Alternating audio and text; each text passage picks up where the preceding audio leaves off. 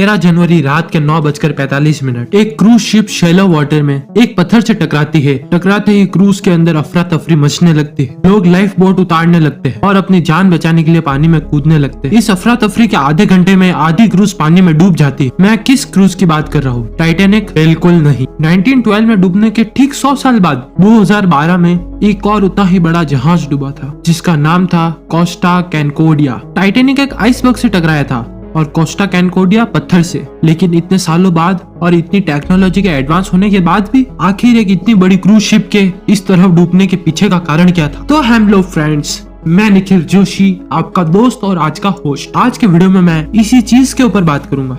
उससे पहले आप हमारे चैनल को सब्सक्राइब कर बेल आइकन को दबा दीजिएगा। और आज के हमारे वीडियो का टाइटल है the story of Costa Concordia. So begin with Costa Concordia. आखिर थी क्या? सो कोस्टा कॉन्कॉर्डिया को बिल्ड किया था एक इटालियन कंपनी फाइनसेंटेरी, जिसको बनाने में पूरे 2 साल लगे। अगर मैं बात करूं इस क्रूज के अंदर क्या क्या फीचर्स, फैसिलिटीज और ऐसी चीजें थी, उन सब की बात करूं तो जो टाइटैनिक अपने समय की सबसे बड़ी शिप थी, तो कोस्टा कॉन्कॉर्डिया उससे भी काफी बड़ी शिप थी। अगर इस शिप को टाइटैनिक के डायमेंशन से कंपेयर किया जाए तो टाइटैनिक का लेंथ और ब्रेथ था 882 फीट 8 इंचेस और 992 फीट रेस्पेक्टिवली।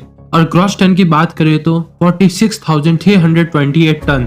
बट वहीं पर मैं कोस्टा कॉन्कॉर्डिया की बात करूं तो इसका लेंथ और ब्रेथ था 951 फीट और 116 फीट रेस्पेक्टिवली। और ग्रॉस टनेज था 1,12,000 टन। टेक्निकल्स और स्पेसिफिकेशन की बात करें तो कोस्टा कॉन्कॉर्डिया में लगे थे पूरे 6 इंजन और टाइटैनिक में सिर्फ 2। टाइटैनिक शिप कोल्ड पावर्ड थी और कोस्टा कॉन्कॉर्डिया डीजल पावर्ड, और दोनों की top speed 42.56 kilometre per hour थी। अब अगर उनके पीपल कैपेसिटी की बात करें तो टाइटैनिक में मैक्सिमम 3,547 लोग आ सकते थे और कोस्टा कॉन्कॉर्डिया में 4,819 लोगों की मैक्सिमम कैपेसिटी थी। टाइटैनिक में सिर्फ 820 लोग थे और वहीं कोस्टा कॉन्कॉर्डिया में 1502। हम टाइटैनिक को फेयरली क्रूज मानते हैं, पर कोस्टा कॉन्कॉर्डिया की लग्जरी टाइटैनिक से भी एक लेवल ऊपर की थी, जिसमें 55 cabin directly access, 5 restaurants, 13 launches and bars, 40 cinemas, 5 jacuzzis and 4 swimming pools थे, जिसमें से 2 में रिसर्टेबल सनरूफ भी थे। और सिर्फ इतना ही नहीं, उस समय का सबसे एक्यूरेट ग्रैंड प्रिक्स सिमुलेटर भी यहाँ पर ऑन बोर्ड था। यह सब बात सुनकर तो एक बात तो क्रिस्टल क्लियर है कि कोस्टा कॉन्कॉर्डिया में अनबिलीवेबल लग्जूरियस थी। मगर आपको क्या लगता है कि इन सब लग्जूरियस का कॉस्ट क्या होगा? ये सवाल मैंने आपको इसलिए पूछा क्योंकि कोस्टा कॉन्कॉर्डिया के प्राइसेस तो गूगल को भी नहीं पता है। और प्रेजेंट डेट में कोस्टा फ्लोरेंस, जो कि कोस्टा कॉन्कॉर्डिया के अपग्रेडेड क्लास में बिलोंग करता है और सेम रूट से भी ट्रैवल करता है, इसके टिकट्स के प्राइस है इंटरनल टिकट्स जो कि 96,829 रुपीज है पर पर्सन, और एक्सटर्नल टिकट्स की प्राइस है 1,11,375 पर पर्सन। और थर्ड अगर बात करें जिसमें बालकनी एक्सेस भी इंक्लूडेड है, वो है 1,25,089 रुपीज पर पर्सन। तो ये तो बात हुई कि शिप कैसी दिखती थी और क्या क्या ऑफर करती थी और कितने में ऑफर करती। लेकिन यह शिप तो नेक्स्ट लेवल फेमस डूबने के बाद हुई थी। टाइटैनिक ने मिडल ऑफ द ओशन एक आइसबर्ग को हिट किया था और इस शिप ने एक पत्थर को। और यह सब सुनकर आपके मन में क्वेश्चन आएगा कि समुद्र के बीचों बीच एक पत्थर कहाँ से आ गया? वेल, यह शिप समुद्र के बीचों बीच नहीं थी, बल्कि यह कोर्स के काफी करीब थी, जहाँ पर शैलो वाटर था। 13 जनवरी 2012 9:45 पर शिप के एक रॉक से इसका कोलिजन हुआ। कोलिजन के बाद शिप का कोर्ट साइड, जो कि सेविंग टर्म है, उसके लेफ्ट साइड में 53 मीटर लंबा छेद हो जाता है, जो कि बाहर का पानी अंदर भर देता है। इस वजह से शिप के अंदर की इलेक्ट्रिसिटी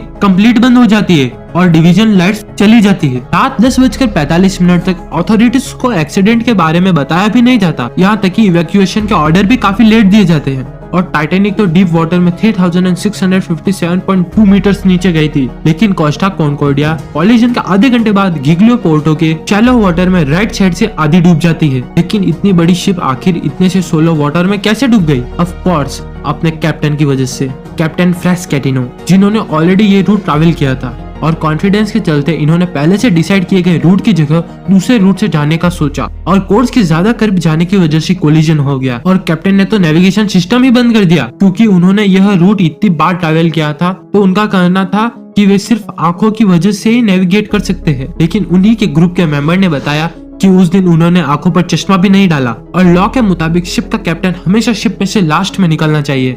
लेकिन इस केस में क्या हुआ कि जैसे ही शिप डूबने लगी, शिप का कैप्टन द फर्स्ट फ्यू में से था जिसने शिप को सबसे पहले छोड़ा था। कैप्टन के ना होने की वजह से शिप को इवैक्यूएशन के ऑर्डर्स काफी लेट मिले। लेकिन क्रू के कुछ मेंबर्स ने ऑर्डर आने से पहले लाइफ बोट प्रिपेयर करना शुरू कर दिया। पैसेंजर जिसमें से सबसे ज्यादा जर्मन, इटालियंस एंड इंडियंस और बाकी काफी नेशनलिटी के लोग थे, उन्होंने रेस्क्यू करने के लिए लाइफ बोट का इस्तेमाल किया, लेकिन उसके साथ इटालियन कोस्ट गार्ड, नेवी और एयरफोर्स के 5 हेलीकॉप्टर्स। जहां पर शिप को अबेंडन करने के 30 मिनट्स में ही शिप को क्विट करना चाहिए, पर उसी जगह कोस्टा कॉनकोर्डिया को क्विट करने में पूरे 6 घंटे लगे। लेकिन रेस्क्यू ऑपरेशन और इवैक्यूएशन के बाद आखिर में शिप का क्या हुआ? वेल, 2012 में शिप आधी सिंक हुई थी और 2017 में इसकी लास्ट स्क्रैपिंग हुई थी। इस स्क्रैपिंग के इतने लंबे चलने के पीछे कुछ रीजंस है। इस शिप को सिंक होने के बाद अलग अलग फेसेस में निकाला गया, जिसमें से फर्स्ट स्टेज था डिफ्यूलिंग और सेकंड प्रोसेस था राइटिंग, रिफ्लोटिंग और रिमूविंग का। डिफ्यूलिंग के बाद इसे 2013 में दोबारा खड़ा करने का काम शुरू कर दिया गया। फिर आखिर में इसे गैल्गियो पोर्ट से जेनोवा टो करके ले जाया गया। थर्ड प्रोसेस था स्क्रैपिंग। जेनोवा आने के बाद भी इसे 3 साल लग गए पूरे प्रोसेस को खत्म होने में, और 2017 में जाकर 90% शिप को रिसाइकल कर दिया गया। इसमें से कुल मिलाकर के 8000 टन मटेरियल को डिमेंटल किया गया, और इतना सारा समय लग गया इसके स्लेवेज और स्क्रैप करने में। लेकिन इस बीच कंपनी पर हादसे के क्या क्या कॉन्सिक्वेंसेस हुए उसे भी जान लेते हैं। एक्सीडेंट के तुरंत बाद कंपनी की शेयर 16% गिर गए, और हमें बताया गया कि $95 मिलियन का लॉस उसी वक्त हो गया, और शिप के इंश्योरेंस सेक्शन में उन्हें $30 मिलियन भरने पड़ गए, और उन्होंने क्रिमिनल राइट को अवॉइड किया 1.31 मिलियन का फाइन भर के। अभी के हिसाब से कंपनी ने कंपनसेशन के तौर पर पर्सन 9,07,573 रुपीज दिए, जो कि 1/3 लोगों ने एक्सेप्ट किया, और इसका टोटल खर्चा कंपनी को $2 बिलियन हुआ था, जो कि इनके पूरे शिप बनने की कॉस्ट 571 मिलियन का 3 गुना ज्यादा था। पर अब तक कंपनी सारे cases out of court settle कर चुकी थी। लेकिन दिसंबर 2021 में एक इटालियन कोर्ट कंपनी से इस डिजास्टर के एक पैसेंजर को $1,02,000 का कंपनसेशन करवाया। और इसे एक चीज तो साफ होती है, लॉस के सोर्स का एंड अब तक नजर नहीं आया, और प्रेजेंट सिर्फ कैप्टन को मिला या और किसी एम्प्लॉय को भी मिला। वेल, कैप्टन के साथ 5 और लोगों को गिल्ड कराया गया, उसमें से एक कंपनी के एम्प्लॉय थे और 4 क्रू मेंबर्स 2 इयर्स के अंदर छोड़ दिया गया था, और कैप्टन को 16 साल की सजा सुनाई गई थी। फ्लाइट एक्सीडेंट कम होते हैं इनसे कंपेयर करें तो शिप एक्सीडेंट बहुत ज्यादा होते हैं। फ्रेंड्स, आपकी क्या राय है इस बारे में? हमारे चैनल को सब्सक्राइब कर बेल आइकन को दबा दीजिएगा, और इस वीडियो को लाइक करना मत भूलना। शुक्रिया।